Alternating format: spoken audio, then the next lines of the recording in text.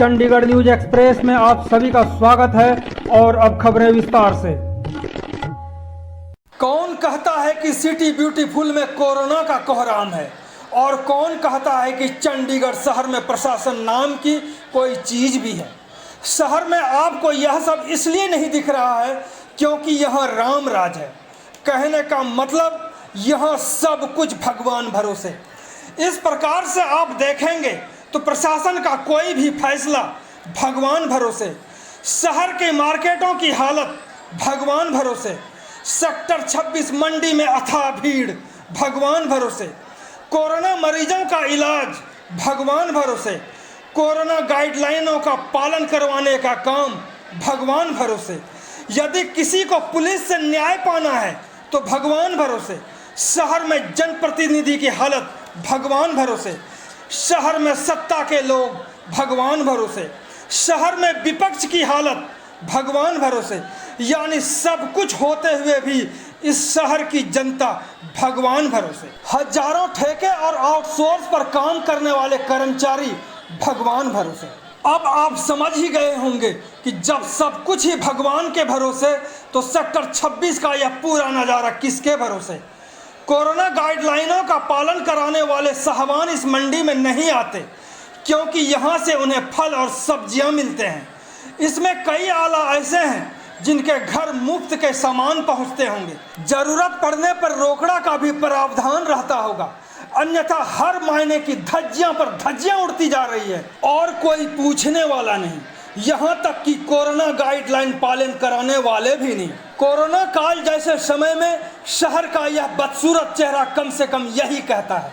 प्रशासन के आदमी कोरोना गाइडलाइनों को पालन कराने के लिए उन सेक्टरों के मार्केटों में पहुंचते हैं जहां दुकानदार अपनी दुकानों में अकेले बैठकर मक्खी मार रहे होते हैं क्योंकि मार्केट से ग्राहक गायब है। यानी यहाँ भी भगवान भरोसे। तो देखें पूरी रिपोर्ट चंडीगढ़ शहर में राम राज के साथ सब कुछ भगवान भरोसे कैसे है। अभी आप देख रहे थे सेक्टर 26 मंडी में कोरोना गाइडलाइनों की धज्जियां उड़ते, जहां प्रशासन से कोई भी गाइडलाइन पालन करवाने वाले नहीं थे। अब देखिए सेक्टर 44 मार्केट में ग्राहकों का इंतजार करते दुकानदार का चालान करते हुए एक साहब चालान करने के बाद ऐसी बात कर रहे हैं साहब जैसे कि पाकिस्तान के बॉर्डर पर पराक्रम दिखा रहे हैं। जब यहाँ यह पराक्रम दिखा रहे हैं तो सेक्टर 26 मंडी में क्यों नहीं। अब सुने चंडीगढ़ व्यापार मंडल के पूर्व प्रधान अनिल वोहरा को। बहुत अच्छी पहले भी इन्होंने रिक्वेस्ट की थी आंदे ने चलान करन जिन्हें बिल्कुल नजायज़ किया होवे असी उन्होंने नाल हाँ भी चलान करो। यंग मुंडे तुरे फिरते ने बगैर चलान। एक लेडी कल्ली अंदर दुकान से बैठी थी और थोड़ा जा मास्क नीचे है। उन्होंने तुसी आके ये भी कह सकते मैडम मास्क ऊपर करो नहीं तो अगली बार चलान होएगा। ये जरूरी थोड़ी पहले चलान कट के हाथ बढ़ा के फिर को मास्क ऊपर करो। This is not the way. अब सेकेंड इनिंग के चेयरमैन और आरटीआई एक्टिविस्ट आरके गर्ग को सुने। उन्होंने प्रशासन की ओर से बार बार फैसला लेने और बदलने पर क्या कहा। मंगलवार को जो मीटिंग हुई उस मीटिंग में ये फैसला लिया गया कि बुधवार को लॉकडाउन रहेगा जी।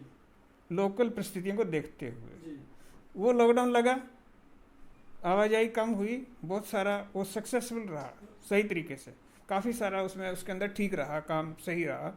और अगले दिन जो रिपोर्ट आई, रामनवमी के दिन हुआ था, अगले दिन जो रिपोर्ट आई है कि हाँ काफ़ी फ़र्क पड़ा है उससे। पर्यावरण विभाग ने खुद कहा है कि पर्यावरण खुद सुधरा है और व्हीकल बहुत कम चले हैं जी। फिर एकदम क्या हुआ कि शुक्रवार को फिर ये दूसरे दिन 2 दिन के बाद ये निर्णय लिया जा रहा है कि ना तो वीकेंड लॉकडाउन लगेगा ना ही कोई लंबा लॉकडाउन लगेगा और बस रोक दिया गया।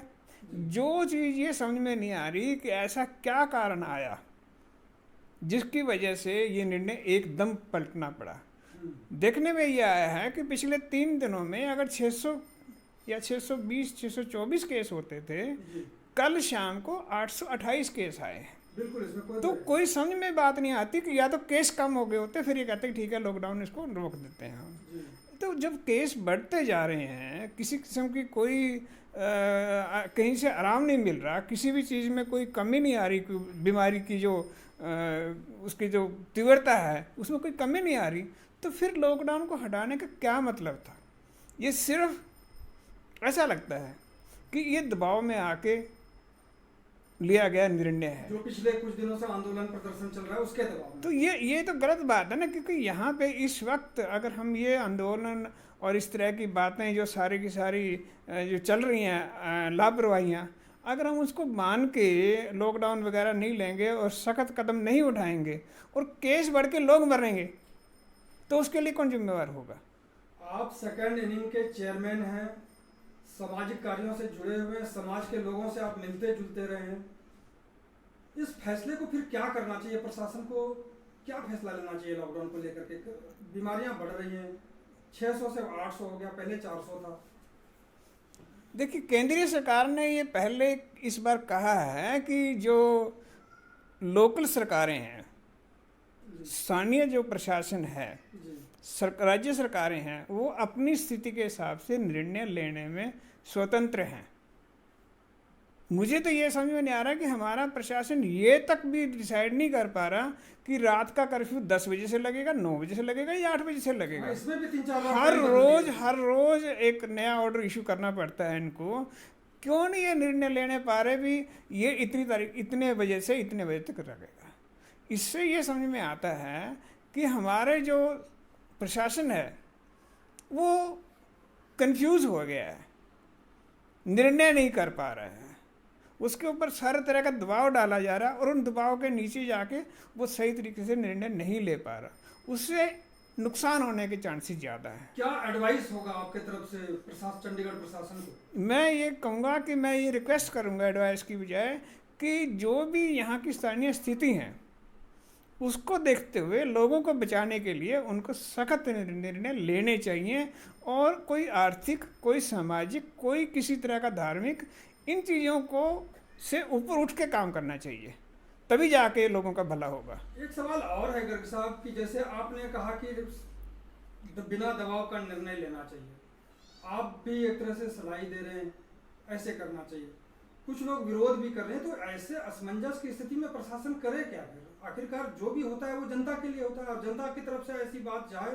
तो प्रशासन को एक बार हिलना पड़ता है। देखिए, जब इस तरह की बात आती है, जब कोई मुसीबत का टाइम आता है, सबको खुश करना पॉसिबल होता ही नहीं कभी सरकार के लिए। सरकार को तो समाज की भलाई के लिए, आम लोगों की भलाई के लिए निर्णय लेने पड़ते हैं और सख्त निर्णय भी लेने पड़ते हैं। उससे कई बार नुकसान भी होता है, समाज के कुछ अंग हो सकते हैं नाराज भी होते हैं, लेकिन अल्टीमेटली अगर ये सही निर्णय लिए जाएं तो उसका जो नतीजा है वो बाद में अच्छा निकलता है और उसको फिर सब मान देते हैं। यानी आपके हिसाब से लॉकडाउन लगाना अनिवार्य है क्योंकि संख्या बढ़ रही है कोरोना मरीजों की? देखिए, कोरोना मरीजों के हिसाब से जो भी निर्णय उनको सही आए, क्योंकि लोग नहीं मानते हैं, लोग अपना सोशल डिस्टेंसिंग या ठीक से मास्क लगाना और ये सब चीज़ों को मानना लोग नहीं मानते हैं सख्ती के बिना। तो ये चीज़ इंश्योर करनी चाहिए और जो भी, जिसके भी व्यवसाय में, जिसके भी फैक्ट्री में, जिसके भी दफ्तर में अगर इस टाइप का कानून तोड़ा जाता है और ये पाया जाता है, अवहेलना पाई जाती है, तो उसके मालिक को, उसके ओनर को भी सजा होनी चाहिए। जितनी सख्ती होगी तब जाके ये बात बनेगी, उससे बिना नहीं बनेगी। सख्ती होगी तो कोरोना पे हम कंट्रोल पा पाएंगे, यही आपका कहना है गर्ग साहब। आपका बात करने के लिए बहुत बहुत धन्यवाद। Thank you. Chandigarh news express के साथ बने रहने के लिए आप सभी का बहुत बहुत धन्यवाद।